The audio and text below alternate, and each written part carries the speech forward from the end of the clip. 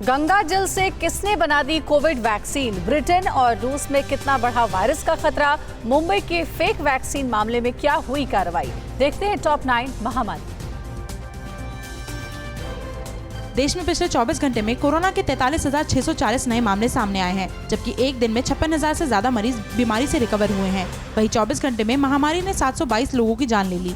अब इस वक्त देश में कोरोना के एक्टिव मामले 5 लाख से कम रह गए हैं। मुंबई में कोरोना की तीसरी लहर का ज्यादा असर नहीं होगा। Tata institute of fundamental research ने अपने एक सर्वे के आधार पर ये बात कही है। TIFR की रिपोर्ट के मुताबिक मुंबई में 80% लोग कोरोना की चपेट में आकर ठीक हो चुके हैं। ऐसे में इनमें से 10% लोगों के ही फिर से संक्रमित होने की आशंका है। हालांकि रिपोर्ट में ये भी कहा गया कि तीसरी लहर का सबसे ज्यादा असर कमजोर वर्ग पर होगा। देश में कोरोना की दूसरी लहर के पीक के मुकाबले अब एक्टिव मामलों में 86% की गिरावट आ चुकी है। यही नहीं, 3 मई को रिकवरी रेट 81.1% था, जो कि अब बढ़कर 97% के पार पहुंच गया है। केंद्रीय स्वास्थ्य मंत्रालय के मुताबिक क्लिनिकल मैनेजमेंट पर लगातार फोकस की वजह से पिछले हफ्ते के मुकाबले कोरोना के मामलों में अब 13% की गिरावट दर्ज की गई।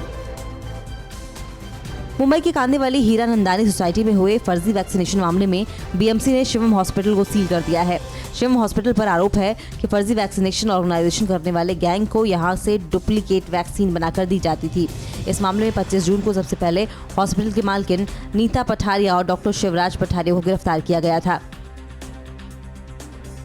BHU के न्यूरोलॉजी विभाग के प्रोफेसर डॉक्टर विजयनाथ मिश्र के नेतृत्व में डॉक्टरों की टीम ने गंगा जल पर रिसर्च कर नोजल स्प्रे वैक्सीन तैयार की है।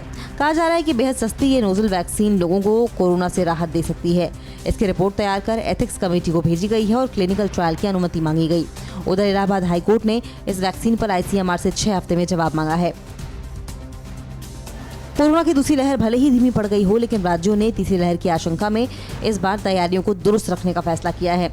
इसी के तहत भोपाल में 200 बेड के कोविड डेडिकेटेड अस्पताल का उद्घाटन CM शिवराज सिंह चौहान ने किया।